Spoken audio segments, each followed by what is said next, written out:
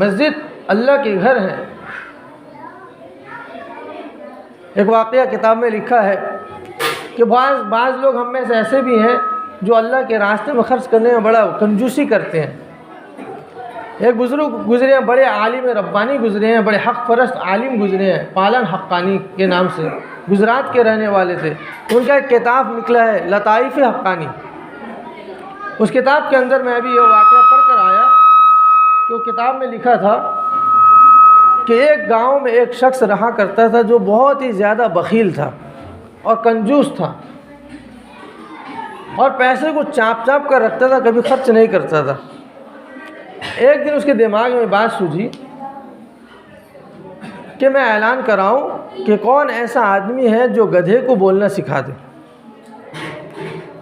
اس نے اعلان لگا دیا کہ جو گدھے کو بولنا سکھا دے گا میں اس کو 20,000 روپے انعام دوں گا۔ اور یہ اعلان آہستہ آہستہ پورے علاقے میں پھیل گئی۔ کسی آدمی میں ہمت نہیں ہوئی کہ گدھے کو کون بولنا سکھائے، یہ تو ناممکن بات ہے۔ لیکن اس میں سے ایک شخص کھڑا ہوا اور کہا کہ میں بولنا سکھاؤں گا، لیکن میرے کچھ شرط ہیں۔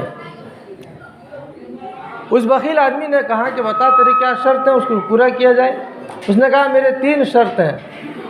پہلا شرط یہ ہے کہ میں جو انعام کی رقم ہے اس میں سے آدھا لوں گا پہلا، اور باقی کام ہونے کے بعد لوں گا۔ دوسرا شرط یہ ہے کہ اس کام کے لیے مجھے جو وقت دیا جائے وہ 10 سال کا وقت دیا جائے۔ اس آدمی نے کہا تیسرا کیا شرط ہے؟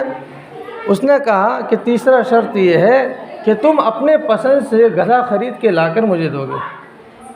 اس بخیل آدمی نے کہا کہ مجھے تینوں شرط منظور ہیں، لیکن گدھا بولنا چاہیے۔ اس نے کہا کہ میں بلا کر ہی رہوں گا، تم دیکھ لینا۔ چنانچہ بات طے ہو گیا، گدھا بھی آ گیا، پیسہ بھی لے لیا، ٹائم بھی فکس ہو گیا۔ اب لوگوں کو بڑا تعجب ہو رہا تھا کہ یہ کیسا بے وقوف آدمی ہے، گدھے کو بلائے گا، یہ تو ناممکن بات ہے۔ اس نے گدھا کو لے کر چلنا شروع کیا تو ایک آدمی سے رہا نہیں گیا کہ آخر کیا ماجرا ہے، کیسا بے وقوف انسان ہے، شرط تو بہت اونچی ہے، کام تو ناممکن ہے، کہیں کہیں تک سمجھ میں نہیں آتا کہ گدھا بولے گا۔ ہم یہاں جتنے بیٹھے ہیں کیا کوئی سوچ سکتا ہے گدھا بولے گا؟ ہمارا دماغ بھی یہ کہہ رہا ہوگا کہ گدھا بول نہیں سکتا، ناممکن بات ہے۔ تو اس نے لے کے چلا، پیچھے سے ایک آدمی آواز لگا، ارے بڑے میاں بتا تو صحیح، تو گدھے کو کیسے بلائے گا؟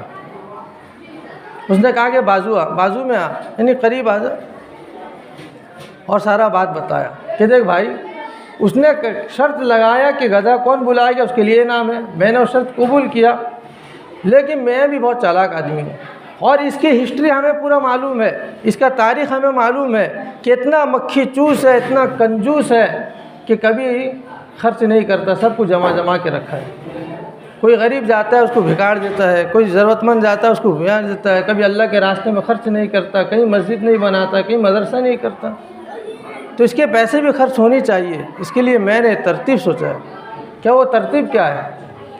اس نے کہا کہ میں نے اس سے جو آدھے انعام لیے پہلے 10,000، ان 5,000 کو غریبوں میں تقسیم کر دیا تاکہ اس بخیل کا کچھ پیسہ لگ جائے اللہ کے راستے میں، اور یہ 5,000 کو اپنے پاس رکھا ہوں، یہ جو گدھا لیا ہوں اس پر اپنا کاروبار کروں گا، بزنس کروں گا، پھیری کروں گا، اور میں اس سے 10 سال کی مدت لیا ہوں۔ بتاؤ 10 سال گدھا زندہ رہے گا؟ 10 سال میں بخیل مر جائے گا، یا میں مر جاؤں گا، یا گدھا مر جائے گا؟ اگر ہم تینوں میں سے کوئی نہیں مرا تو میں کیا کروں گا؟ گدھے کو مار دوں گا، اور جا کر اس سے کہوں گا کہ دیکھ یہ تو مصلحت خداوندی ہے، موت تو سب کو آنی ہی ہے، گدھا بولنے ہی والا تھا کہ اس کی موت ہو گئی، میں کیا کر سکتا ہوں؟